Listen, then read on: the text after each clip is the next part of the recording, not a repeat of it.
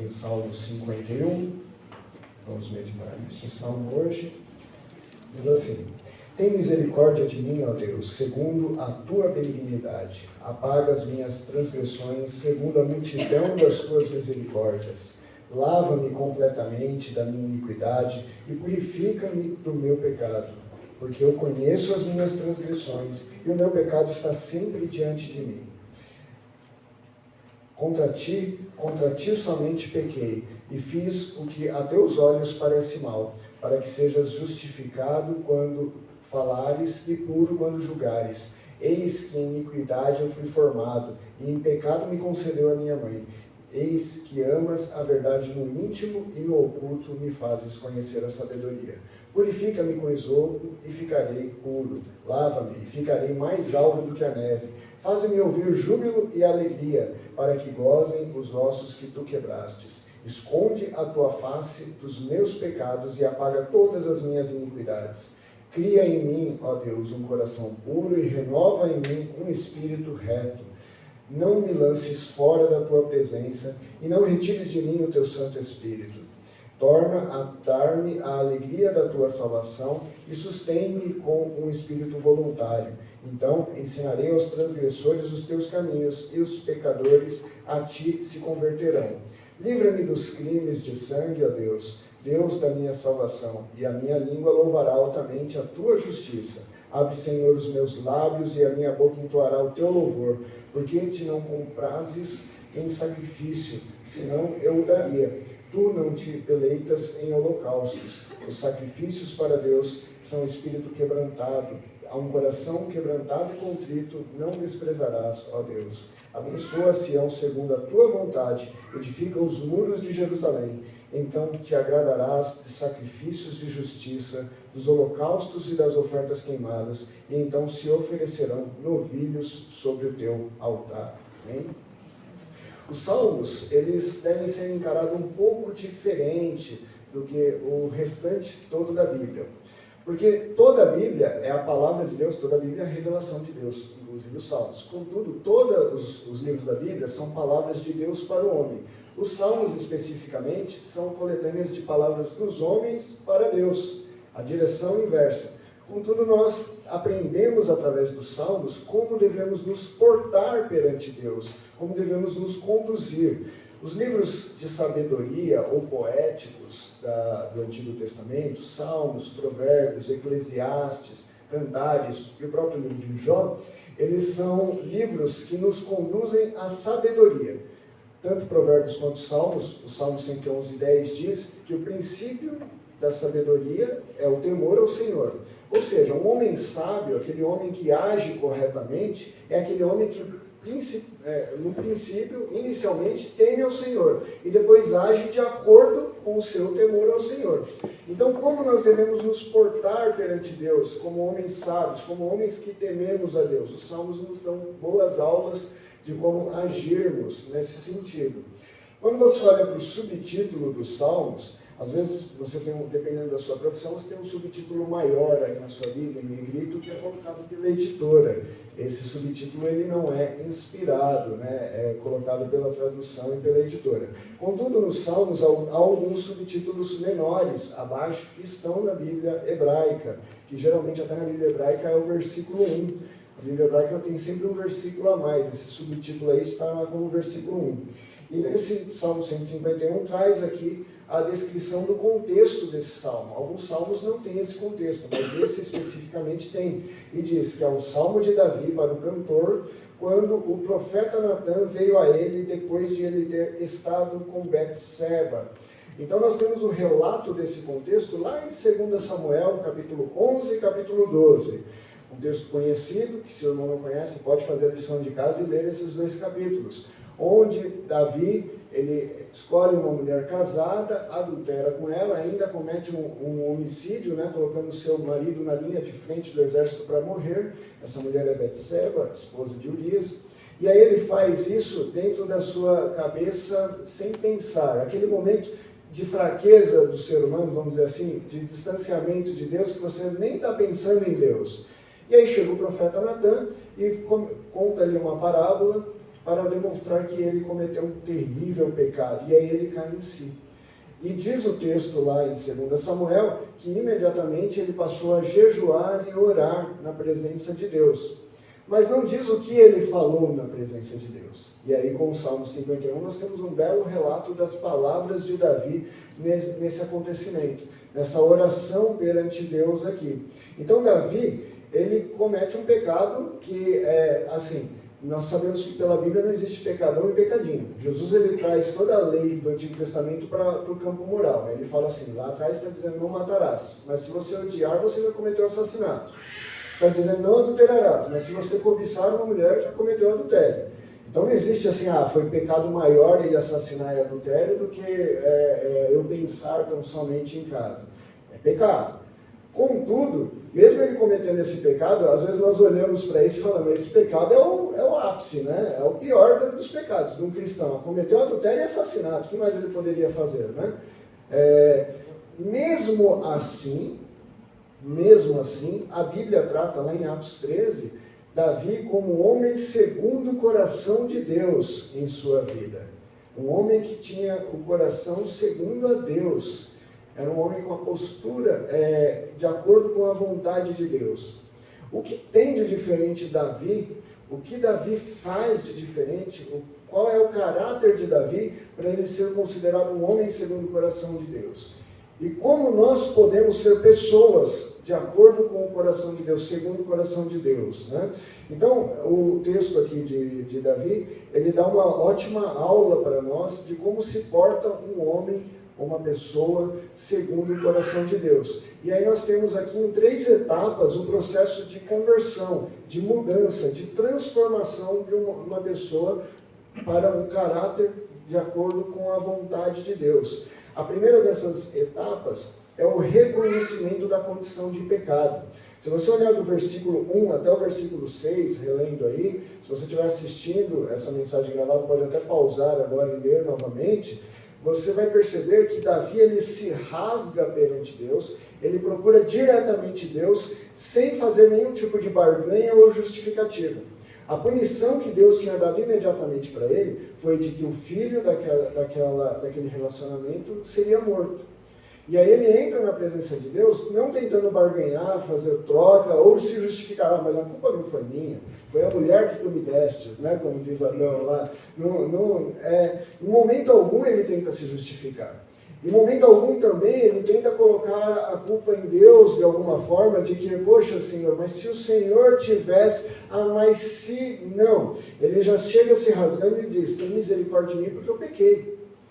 Eu pequei, eu assumo o meu pecado, eu reconheço a minha condição de pecado. Quantas vezes nós não tentamos justificar os nossos pecados, ou até não simplesmente justificá-los na presença de Deus, mas escondê-los de Deus. Isso eu nem vou falar com Deus. Mas 2 características já de cara aqui chamam a atenção. A primeira, ele não hesita, ele não fica com vergonha de ir a Deus, mas ele vai diretamente a Deus. E outra, ele não tenta justificar o seu pecado, ele já confessa de cara e assume a sua responsabilidade pelo que ele fez. Então, a primeira coisa que nós precisamos entender quando nós pecamos é que nós somos pecadores. Mas, se pecarmos, devemos recorrer imediatamente a Deus e nos humilharmos perante Ele. Acontece muitas vezes de nós cometermos pecados e estarmos buscando melhorar, talvez o cristão tenha algum vício, algum problema que está buscando melhorar, orando na presença de Deus, aí comete aquele erro, pede perdão, comete aquele erro, pede perdão, aí comete erro de novo, aí fica envergonhado e fala, não vou nem pedir perdão mais. Não! Davi, ao contrário disso, ele comete o seu erro e ele vai direto para Deus e fala, olha, eu preciso de ajuda. Eu pequei, o erro está em mim, eu reconheço que eu pequei. Nós sabemos que nós somos pecadores. Mas como nós sabemos que nós somos pecadores? É em comparação com a justiça de Deus. É quando estamos na presença de Deus. Porque se nos distanciarmos de Deus, perdemos essa noção. Repare que nós sabemos que somos pecadores independentes de Deus no Gênesis, logo de cara. Quando apresenta a criação da humanidade, apresenta o caráter do homem, apresenta o homem como corrupto e aquele que pecou. Perceba que o Gênesis, ele está ali para revelar quem é Deus para o povo. Está revelando ao povo de Israel quem é Deus. Então, temos pela tradição que quem escreveu o Gênesis é Moisés. Ok? Então, Moisés, nós temos ele surgindo só lá em Êxodo. Então, a história a ordem dos textos seria, nossa Bíblia começa em Êxodo, na verdade, cronologicamente, obviamente o Gênesis vem antes, mas começa em Êxodo. Moisés é levantado para tirar o povo de Israel, leva o povo ao deserto por aqueles milagres, e aí o povo olha para Moisés e fala assim, beleza, mas então que Deus é esse que nós vamos adorar agora? É o Deus Horus? É o Deus Ra? Qual o Deus do Egito lá? Ele fala, não, é Deus e eu vou apresentar a vocês. E aí o Gênesis é a revelação daquele Deus que fez todas as coisas. O Gênesis não está mostrando como foi feito, mas quem fez. Só que automaticamente quando está revelando quem é Deus, o que fica evidente? Quem somos nós perante Deus? Nós conhecemos quem nós somos, nós entendemos quem é o homem a partir de quem é Deus. E isso cria um grande movimento na história, né? Porque quando você tira Deus, o homem muda de função. Ele perde a sua identidade. E nós vemos isso na história, né? Na Idade Moderna, no Iluminismo e tal, quando eles começam a defender que Deus não existe, o homem muda de caráter. Então, quem é o homem, afinal de contas? Cai naquele vazio da Idade Moderna, né? Então, não existe verdade absoluta, então não existe... E aquela confusão toda que é o homem hoje. Porque você tirou aquilo que é a referência do homem. Então, nós sabemos que somos pecadores perante Deus. Nós sabemos que nós somos corruptos por causa de Deus. Porque Deus é justo e nós não nos adequamos. Nós escolhemos o não Deus desde a origem. O exemplo máximo de Isaías. Isaías capítulo 1 a 5, Isaías já está profetizando, mas no 6 há um relato do seu chamado e da sua purificação. E diz que quando ele viu o trono de Deus e a glória de Deus, ele se atirou em terra e disse, sou um homem impuro, de lábios impuros, que moro no meio de um povo de impuros lábios. Ele só identificou esse seu pecado quando ele estava na presença de Deus. É aquele exemplo, né, quando você acende a luz que você enxerga que não é cinza, que não é azul, que é preto, que é as cores direitinho, né? Eu já contei essa história, né, quando eu trabalhava de manhã, que eu me vestia com a luz do abajur só, e quando eu saía no sol, muitas vezes eu identificava que a meia preta, na verdade, era marrom, era azul, essas coisas, né? Então, só na presença de Deus, o pecado fica evidente, o pecado aparece. Então, a primeira ação é que nós precisamos estar nessa presença de Deus para que o nosso pecado seja visível e reconhecer este pecado.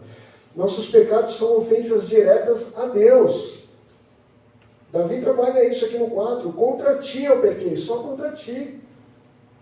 Às vezes nós fazemos coisas e falamos assim, mas eu não fiz mal a ninguém. Ah, mas isso daqui... Mas nós fizemos uma ofensa diretamente a Deus quando pecamos. E nós precisamos entender isso, e reconhecer isso. Essa é a primeira atitude de um homem segundo o coração de Deus. A ira de Deus ela é justa. A punição pelo seu filho não é o caso de ser barganhado. Ele pecou, e a decisão de Deus é justa, ele é soberano, ele não precisa nos dar satisfação pelo que ele faz. Eu, sendo pecador, o que Deus fizer é a vontade dele. Eu preciso me humilhar na presença dele e me colocar nas mãos dele. Não temos direito a nada. Nós temos direito à morte, mas pela graça de Cristo, nós temos um caminho para sermos salvos. Então precisamos buscar a Deus. É preciso entender uma diferença entre justiça, ira, misericórdia e graça de Deus. Justiça de Deus é o padrão ao qual nós devemos nos adequar. Deus ele não é justo, ele é a justiça. Então Deus não faz uma coisa injusta. Porque Deus ele não faz justiça, ele é justiça.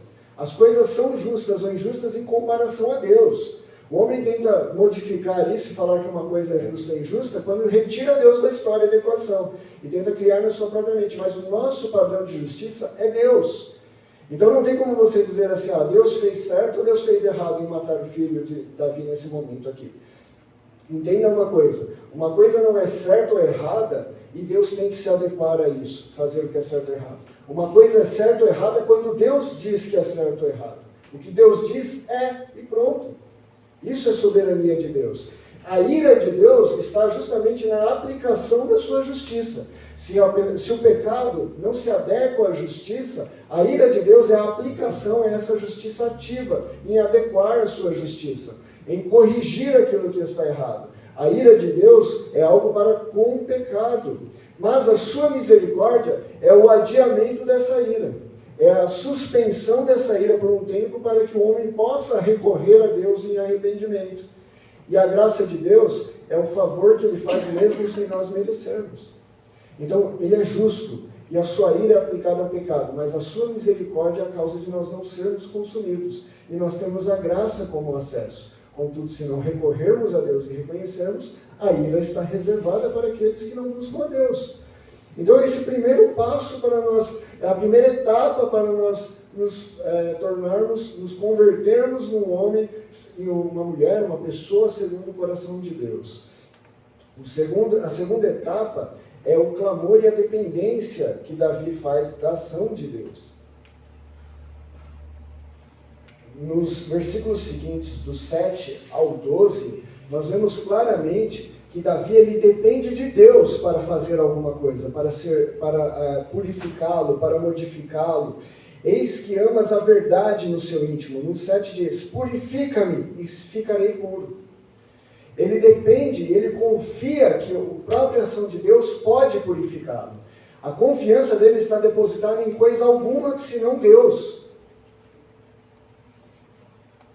Não é o que eu faço que me purifica, é o que Cristo fez por mim na cruz. É o sangue de Cristo que nos purifica, que paga o preço do pecado. O homem não pode salvar a si mesmo. É o processo de entender que a ação de Deus em minha direção é para me salvar, é para possibilitar essa salvação. E quando eu reconheço que sou pecador, eu estou na dependência desse Deus que pode me salvar. Não é o que eu faço que me tira das mãos de Deus. Olha que interessante, no versículo 10 diz, cria em mim, ó Deus, um coração puro. É interessante que esse criar é o termo hebraico bará, que aparece lá no Gênesis 1, que no princípio criou Deus todas as coisas, né? Esse bará. Bará não é o mesmo termo que é utilizado para quando fala que o homem cria alguma coisa. Porque o hebreu, ele separava o criar de modificar uma matéria-prima, o que o homem cria é sempre baseado em alguma coisa que já existe. Agora, Deus cria do nada. Ele simplesmente cria do nada. É um poder específico de Deus. É um atributo de Deus esse bará, criar do nada. Agora olha só o que ele está dizendo. Cria em mim um coração puro. Ou seja, cria do nada um coração puro. Nós já falamos em outras oportunidades que coração, no termo bíblico, se refere à nossa mente. Se refere aos nossos pensamentos, ao centro de tomada de decisão de um homem. Não é emoção. Quando a Bíblia vai falar de emoção, ela fala da minha alma se rasga perante a ti, né? O coração, para eles, era o centro de tomada de decisão. Olha o que o salmista aqui está dizendo, o que Davi está dizendo. Cria do nada uma mente pura, uma mente reta. Porque eu não tenho matéria-prima para que o Senhor possa trabalhar. Eu não tenho nada em mim que pode ser trabalhado. Eu sou completamente impuro e corrupto. Faça um milagre e crie em mim um coração puro. Ele está, ao mesmo tempo, se identificando no primeiro ponto ali, de reconhecendo que ele é corrupto e que ele não tem matéria-prima para ser utilizado, e ao mesmo tempo reconhecendo o poder de Deus que pode dar a ele uma mente pura. Pode transformar a sua mente. Temos que depender de Deus para isso. Não agirmos contra o pecado sozinhos, achando que somos super-heróis. Nós devemos nos posicionar contra o pecado, mas recorrendo sempre à armadura de Cristo, a fé, o conhecimento da palavra, a salvação. Aí na sequência, no versículo 11, ele diz, não lances-me fora da tua presença e não retires de mim o teu Santo Espírito. Aqui precisa de um entendimento, tá? Quando nós olhamos para esse texto, e tem algumas linhas, até músicas que cantam isso, e compreendem de forma errada, que o Espírito Santo será retirado de nós. Nós vemos pelo Novo Testamento que não. Nós vamos entender aqui aos poucos. Primeiro, o Salmo aqui, ele está usando de um artifício poético que chama paralelismo. Para quem quiser entender mais, aula de domingo que vem da EBD, tá?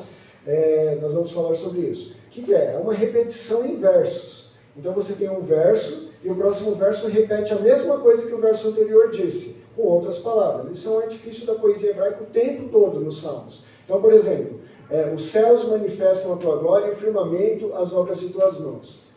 O que é os céus? É o firmamento e céus. A glória é aquilo que é evidenciado, conhecido de Deus. As obras de suas mãos é aquilo que é evidenciado, conhecido de Deus. Então, os céus manifestam sua glória e o firmamento, as obras de suas mãos, é a mesma coisa, repetida duas vezes. É uma poesia em paralelismo. E isso acontece nesse verso. Então, quando ele fala, não me tires da sua presença, não lances fora da tua presença, e não retire de mim o teu Espírito, ele está dando a mesma ideia.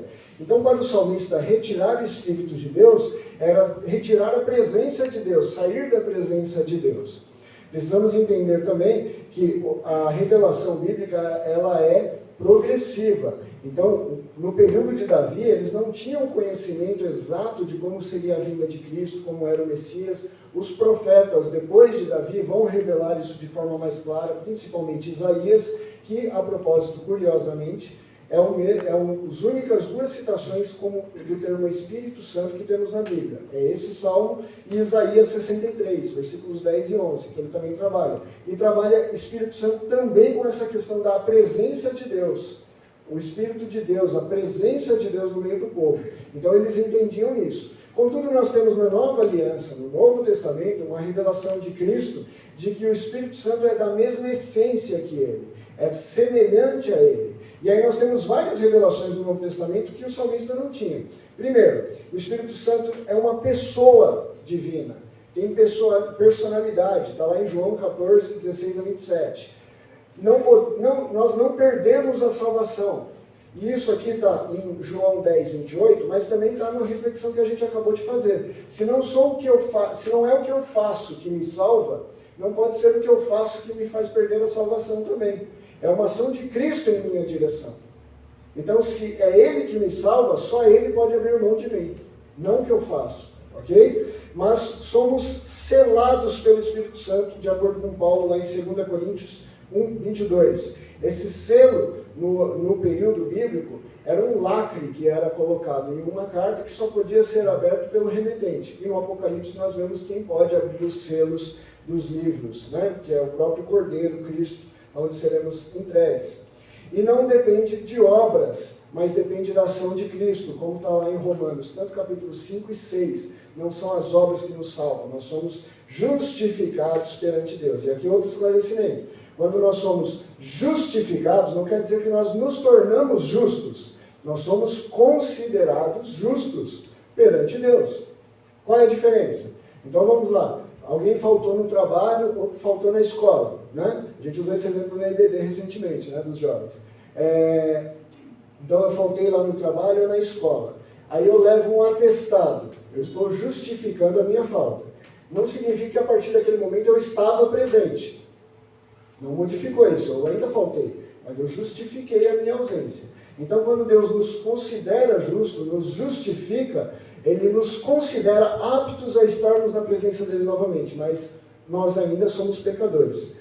Lutero vai falar, somos simultaneamente justificados, simultaneamente pecadores, justos e pecadores.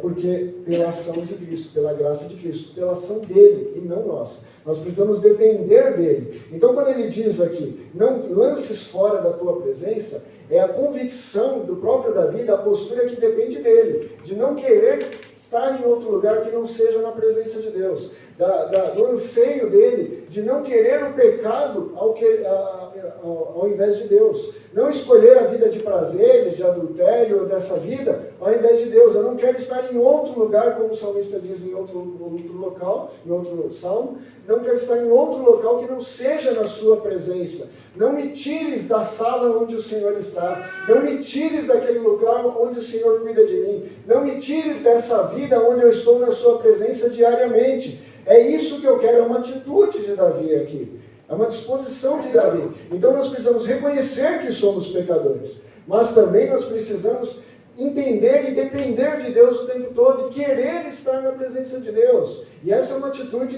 de Davi, que mostra que ele é um homem segundo o coração de Deus. Que o pecado não o atrai, não o seduz ao ponto de mantê-lo naquela situação fora da presença de Deus. Mas ainda há uma terceira etapa. Depois que reconhece a condição de pecado e clama pela dependência e ação de Deus, ele se compromete como um homem regenerado. No versículo 13 diz assim, então, portanto, desta forma, assim, consequentemente, ensinarei aos ímpios e aos transgressores. É uma consequência natural do homem regenerado ensinar através do seu testemunho. Perceba, as obras não salvam ninguém, mas elas são testemunhos de quem é salvo, porque as obras são para os salvos. Paulo e Tiago e Pedro trabalham essas questões de obras e salvação e às vezes parece que está em contradição, né? Quando em um texto diz que as obras não salvam, uma carta de Paulo, depois você tem uma outra carta geral dizendo assim, me mostre a sua fé sem obras, eu mostro as minhas obras com fé. Então parece que está contradizendo, mas não está. A grande questão é que as nossas ações, a nossa postura, o nosso testemunho, ele é como se fosse um sintoma de um homem regenerado. Isso demonstra que somos regenerados. É uma consequência natural. Se não damos testemunhos, é porque não somos regenerados. É porque não houve essa conversão, esse processo de mudança para uma pessoa segundo o coração de Deus. Você foi convencido da verdade sobre Deus, mas não convertido como uma pessoa que teme a Deus. E como nós dissemos o Salmo nos ensina a sermos sábios, ou seja, pessoas que agem de acordo com aqueles que temem a Deus. Então, às vezes, nós conhecemos de ouvir falar, mas não tememos e não vivemos como sábios, porque é uma consequência natural. No 13 diz, então, consequentemente, eu ensinarei os transgressores os teus caminhos, e os pecadores a ti se converterão através do testemunho. Ensinar o próximo, ser luz neste mundo, é consequência natural e necessária. Então, o homem regenerado, ele depende desse livramento de Deus. Ele depende do cuidado de Deus. Ele volta a ressaltar isso no versículo seguinte, no 14. Livra-me dos crimes, livra-me dos crimes de sangue, ó Deus, da minha salvação. A minha língua te louvará. Então, ele depende disso. Ele não depende da sua própria ação, do seu próprio cuidado, mas ele vive de acordo com a vontade de Deus para testemunhar nesse mundo. Falamos da igreja perseguida. Você não deixa de ser cristão porque está sendo perseguido. Você depende do cuidado de Deus, mas você age de acordo com um cristão e dessa forma o mundo será salvo, conhecerá a Deus. É uma postura, uma mudança de atitude. E aí, como consequências desse comprometimento, quais são as características de um homem que se compromete, que é regenerado? Então, primeiro, ele ensina, como nós falamos. Segundo, ele depende desse livramento de Deus, ele está vivendo na dependência de Deus. E terceiro, ele louva o Senhor com seus lábios, como está na segunda parte do 14. E a minha língua louvará altamente a tua justiça. E no versículo 15, abre, Senhor, os meus lábios e a minha boca entoará o teu louvor. Se você passa mais tempo murmurando e reclamando da vida, alguma coisa também está errada. Nós glorificamos a Deus. Perceba, Davi estava numa situação difícil. Ele tinha caído na real que ele cometeu adultério e cometeu um homicídio. Ele tinha o decreto de Deus que seu filho iria morrer. E a possível consequência de tudo isso na cabeça dele. Olha, eu sou o rei de Israel. Imagina quando isso cair na mídia. Vai cair lá na internet, no Facebook, o que eu fiz, e aí todo mundo vai saber, e aí como é que vai ser isso? Ele não está preocupado com isso. Ele louva a Deus, porque Deus é Deus, e faz o que lhe apraz. E se coloca na dependência de Deus para ser cuidado por Ele. E aí, na sequência, outro texto que parece contradizer aqui. Quando ele diz no versículo 16, Deus não se compraz ou não gosta, não tem prazer em sacrifícios, senão eu daria. Então Davi está dizendo aqui que ele não deve sacrificar porque Deus não gosta de sacrifício. Espera aí, Deus não exigiu sacrifício na lei? Poxa, virou contradição aqui. Nós temos que entender o Salmo num todo. Ele está falando, eu como um pecador, na situação que eu estou, não adianta eu ficar fazendo sacrifícios a Deus e querer convencer a Deus. Sabe aquele negócio, vou dar presentinho para Deus para ele ficar mais feliz comigo, se agradar. Vou tentar aqui, ganhar a Deus aqui no meu louvor, vou mostrar que eu sou um carinha legal, um cara bom, e aí Deus vai gostar. Não adianta, ele não se agrada. Isaías 1 diz que o povo estava pecando de tal forma que os sacrifícios de holocausto subiam como um odor às narinas de Deus. Deus clama para que eles parem de sacrificar, porque isso não serve para nada, se eles não obedecem. Na sequência, minha explicação da postura aqui, no 17, os sacrifícios para Deus, na verdade, são um espírito quebrantado. E olha o paralelismo de novo. O que é o espírito quebrantado? Um coração quebrantado e contrito não desprezará a Deus. Deus não desprezará. Então é um paralelismo inverso agora. Deus, coração quebrantado, Deus não despreza. O que é um coração quebrantado? Uma mente dobrada para a vontade de Deus. O termo adoração significa exatamente prostrar-se, quebrar a cerviz, ou seja, a coluna, se curvar perante Deus, colocar Deus no seu lugar de Deus em nossa vida. Então, quando nós adoramos a Deus, nós nos prostramos a Deus, nós entendemos que eu não entendo nada, e aí eu falo assim, o que eu entendo que seria certo ou errado, eu acho que Deus está errado nesse ponto aqui e tal. Não é o que eu penso, é o que Deus diz e se revela. E se Deus diz, eu quebranto o meu coração, a minha mente, a minha mentalidade, para aceitar o que Deus está dizendo e a verdade dele. E isso, essa obediência, então, deste modo, olha só o 19, então, novamente, deste modo, como consequência, Deus se agradará dos sacrifícios de justiça. Aqueles sacrifícios que se adequam à sua justiça. Dos holocaustos, das ofertas queimadas, então oferecerão novilhos sobre o teu altar. Não quer dizer que você não deve ir para a igreja, porque eu cometi um pecado hoje, eu não devo ir para a igreja, eu não devo fazer nada. Não, é o contrário. É que você deve passar pelo crivo de Deus como Davi, se prostrar perante Ele, se humilhar perante Ele e depois procurar a Deus para se agradar do seu sacrifício. É uma coisa que é falada até quando é feita a ceia, né? Antes de tomar a ceia, peça perdão se há alguma ofensa com o irmão, peça perdão ao seu irmão, se comprometa a pedir perdão ao seu irmão antes de tomar. Senão é incoerente. Como eu posso dizer, eu amo a Cristo, estou lembrando o que Ele fez por mim, mas odeio aquele irmão, não obedeço o seu mandamento. Existe um texto na Bíblia que para mim é um tapa na cara. Eu tinha isso digitado assim, em letras garrafais que ficavam numa pasta que ficava em cima da minha mesa na empresa. Lucas 6,46. Jesus olha para os seus discípulos e diz: por que me chama Senhor, Senhor, mas não faz o que eu digo? Por que fica clamando, Senhor, Senhor, Senhor, mas não obedece o que Ele está dizendo? Não se dobra perante Ele. No versículo 18, como consequência de um coração quebrantado, que entende a vontade de Deus, que se prostra perante Deus, que adora a Deus, Ele abençoa a Sião, a sua casa, a sua cidade, as pessoas ao seu redor. Perceba, começamos esse tópico dizendo que como consequência de um homem segundo o coração de Deus, está o fato de que as pessoas conhecerão a Deus. Israel deveria agir conforme a vontade de Deus para que os povos conhecessem a Deus, nós como cristãos. Se agirmos como pessoas segundo o coração de Deus, como consequência, as pessoas ao nosso redor também serão abençoadas, conhecerão a verdade. Concluindo, quem não desejaria ser conhecido como uma pessoa segundo o coração de Deus? Um homem segundo o coração de Deus. Está aí lá na minha lápide, hein, pastor? Já estou avisando lá.